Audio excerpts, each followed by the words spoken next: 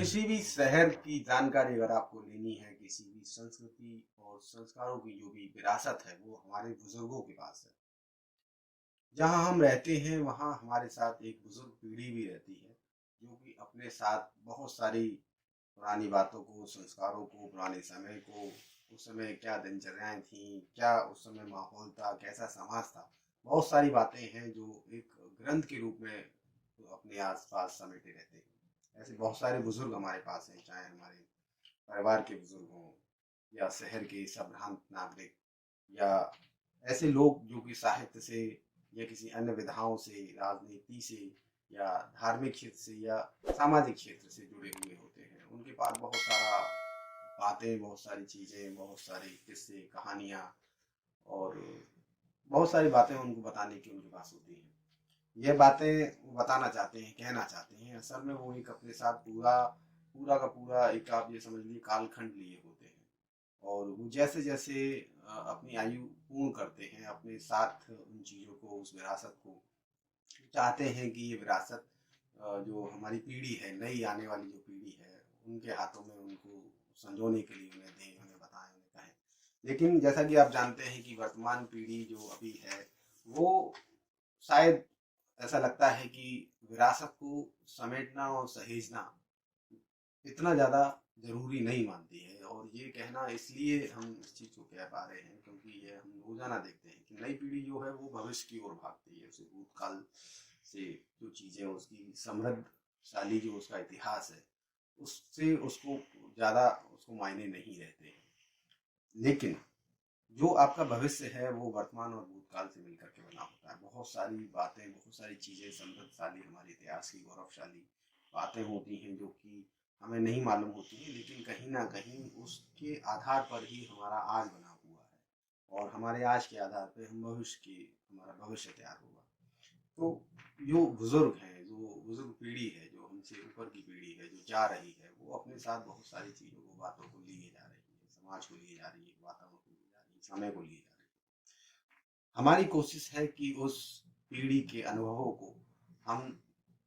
किसी न किसी माध्यम से उनसे बात करके, परिचर्या करके, परिचर्चा करके उनको सहेजें, समेटें। जिससे आज अगर नई पीढ़ी इस चीज़ को नहीं समझ पा रही है, लेकिन कुछ समय बाद जब वो परिपक्वता की बेला में आएँ, तो उन्हें ज़रूरत लगेगी। असल में क्योंकि जो संस्कार हैं वो हमें भले ही नई पीढ़ी को आज नहीं मालूम, नहीं चीज़ों को नहीं समझे कि आज ज़रूरी है या नहीं है। लेकिन एक जब हम आयु पूर्ण करते हैं, परिपक्वता की ओर जाते हैं, युवावस्था से बाहर निकलते हैं, तो हम इसको समझने लगते हैं कि हमारे बुजुर्ग चाहे वो पिताजी रहे हों या बाबा रहे हों या अम्मा, दादी, नानी, ये सारे जो लोग थे जो हमें चीज़ों को सिखाते थे, बताते थे, उसका कहीं न कहीं मतलब था और बहुत ज़्यादा मतलब था और वो सारी चीज़ें अर्थहीन थी। तो फिर हम ये सोचते हैं कि भाई वो ज़माना जो था, वो जो समय था, वो कितना अद्भुत था और कितनी सारी चीज़ें, कितनी अच्छाइयाँ थीं। हर बात का, हर नियम का, हर बंदिशों का अपना एक अलग मतलब था, उनका अर्थ था। वो ज़रूरी थी, उनसे प्रभाव पड़ता था हमारे जनजीवन पर, हमारे परिवार पर, हमारी जो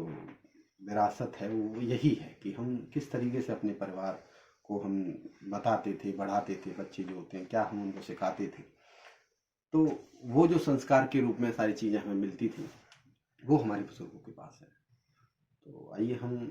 बृहज वार्ता कार्यक्रम के माध्यम से इस कोशिश को शुरू करते हैं और इस श्रृंखला में हम ऐसे लोगों से बातें करेंगे जो कि किसी न किसी क्षेत्र से विशिष्ट रूप से जुड़े हुए हैं और उन्होंने ऐसा कुछ किया है जो उन्हें खास बनाता है। भले ही आप उन्हें जानते हो या ना जानते हो, लेकिन हम उन चीज़ों से, उन बातों को लेके, उन प्रतिभाओं को लेकर के, उन समाज को लेकर के, बीती हुई जो बातें हैं उनको लेकर के बातें करेंगे और कोशिश यही रहेगी कि कम से कम इसी बहाने ही सही हम एक अपनी जो पीढ़ी है, जो हमसे पहली पीढ़ी है, हम उसका सम्मान करें। और उस पीढ़ी में आप यकीन मानिए बुजुर्गावस्था में आकर के, उसके लिए इससे बड़ा सम्मान नहीं हो सकता कि उनकी बातों को, उनके अनुभवों को कोई सुने और सुन करके उन्हें सहेजे। मानना ना मानना वो सब बात की बात है, आप मानिए या मत मानिए, लेकिन आप सुन तो लीजिए, कम से कम आप उनसे बात तो करिए कि क्या क्या वो बताना चाहते हैं, कितने अनुभव उनके पास रखे हुए हैं जो वो चाहते हैं कि ये हम किसी को बता दें, अपनी जो पीढ़ी है, जो बच्चे हैं हमारे, तो हम ऐसी ही बातें उनसे करेंगे और कम से कम ब्रज विरासत को हम सहेजने का एक छोटा सा प्रयास हमारी करने की इच्छा है। आशा है कि आप सभी लोगों का उसमें अवश्य सहयोग मिलेगा और इसी के साथ फिर किसी नए व्यक्ति से हम आपकी मुलाकात कराएंगे, ऐसे व्यक्ति से जो कि अपने आप में एक पूरा कालखंड समेटे हुए होंगे। तब तक के लिए श्री राधे।